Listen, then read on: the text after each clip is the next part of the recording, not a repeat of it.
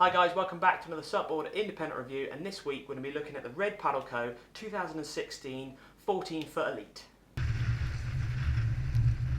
As you're probably aware, Red Paddle Co started making inflatable stand-up paddleboards, or iSUPs, back in 2008, and they very much are up there with the top brands making iSUPs right now. This is the only 14-foot race board available from Red Paddle Co this year. It's 14 foot long, it's 26 inches wide, it's 150 millimeters thick. The volume is 340 litres, has a recommended PSI pressure of 15 to 25. The weight of it is 14 kilograms and it retails at $9.99. As with all the Reds in the 2016 range, it comes in their new MSL Fusion technology. Watch some of the other videos if you want a bit more information about that. And it also comes with the super duper Red Paddle Co backpack and Titan pump as well. Who's this board aimed for? Basically, it's pretty much out and out racers. You could use it as a cruising board. Because of the width at 26 wide, it is a bit narrower. It really does lend itself to getting on the race circuit, charging up with the other 14-foot classes, hard and inflatable, and mixing it up with the best of them. The SUPboarder impressions for the 14-foot Elite from Red Paddle Co for 2016. The template shape is very similar to last year's board. Nothing that we've noticed massively in the outline change of that. There's a few things that you can notice straight away, like with the few of the boards we've spoke about in the 2016 range, the fittings and the features, as the deck pads a bit nicer under feet, all in one, with the different two-tone, the checkered pad to the smooth at the tail. The handles and the fittings are much better, more well refined, let's say, nice and deep, easy to carry. There's a lot more fixing points this year, so even your centre leashing fixing point, which is great for sort of bop style racing, downwinding, that sort of stuff, and having that versatility, put your leashing at the midsection or at the tail, like the more old school way, let's say. The front handles, let's say the race handles at the front, for generally for running in and out of the surf, getting out of the waves really quickly. Last year they were offset diagonally, and now they've put them parallel on the board. Obviously they've had feedback from riders suggesting that might be better, so they've done that. They've still kept the bow runner at the top and the bottom of the board, and comes with a nice swept back race fin with a really low profile smart box. For the deflection test, the board only dropped 11 millimeters, so just to remind you, that's with a weight of 75 kilograms in the centre of the board and of a gap of 1.5 meters apart. So this board is incredibly stiff due to the thickness of the board and the materials they put into the board, but also with their RSS battens, that makes the board incredibly stiff, and probably, I think, one of the stiffest 14-foots on the market. Okay, that's going on with the features and fittings of the board, 2016. What is it like to paddle? On flat water, what would you expect? It feels very smooth and very glidey. At 26 wide, at 14 foot long, it is going to have a lot of glide to it.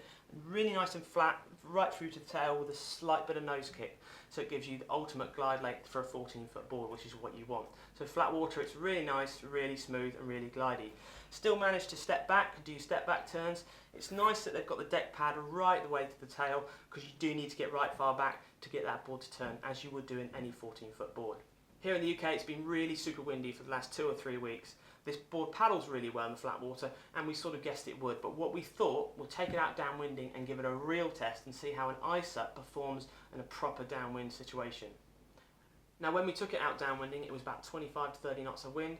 The sea state started off small, and then it went sort of to moderate and rough. Straight away, within the first 5 minutes, you were also reminded how much glide this board had.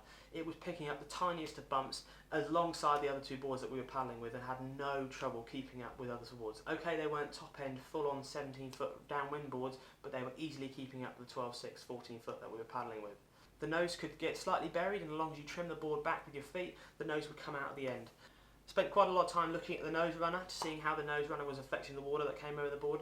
Didn't seem to notice any sort of displacement side of it from either side, but that doesn't mean it's not working. It's a very hard thing to judge. As far as the stiffness of the board was concerned in the choppy conditions, didn't really notice it was an inflatable tool. The only thing you could sense that it was an inflatable, because of the lack of the rail at the back of the tail, you did find you had to walk further back, and obviously because of the nose, you did have to concentrate on the nose a bit more to getting it back out of the water. So generally, a lot of fun, get you on the water, and you can do a lot of sort of paddling in it. The only downside is I wouldn't go downwinding in anything of a big swell, anything over head high. It might start to get a little bit sketchy because you haven't got the rail shape at the back. Glide, speed, stiffness, absolutely fantastic. Really happy with the board. Any negatives or things that we've noticed when using this board? There's only one thing that we've noticed, and I noticed it by pure accident, and I stumbled across it literally. In a downwind situation, I nosedived, I went into a trough, I slid down the front of the board and I caught my thigh on the back of a nose runner and actually ripped my wetsuit and did a little nick in the side of my thigh. It's something you could easily mend, just take the top off of it, just shimmy the back off it, make it a little bit rounded and it's job done. Or it's something that Red Paddle Co can just look at in the future. The value for money question, $999, £1,000. It is Red Paddle Co's most expensive board in their range and I can see why it is. It's obviously got the most material in it and it's got quite a lot of tech, RSS battens, nice fins, nice handles and all that sort of stuff. It's very good value for money considering if you were going to buy a hard 14-foot board, because you're not going to find pretty much anything under £1,000. It does still go in your backpack. You have still got that sort of amazing transportability of an iSUP. So yes, it's value for money and you do get what you pay for in a good quality iSUP. The SUPboarder verdict for the 2016 Red Paddle Co 14-foot Elite. A super fast board on flat water, but also a pretty controllable board that you can go downwinding to. Gives you enough versatility to get a lot out of your 14-foot board and use it in a lot of different conditions. If you're looking for a 14-foot hard or inflatable board, then it's definitely got to be on your list to try. If you're looking at a 14-foot inflatable board, it's definitely going to be up there, if not the one to try.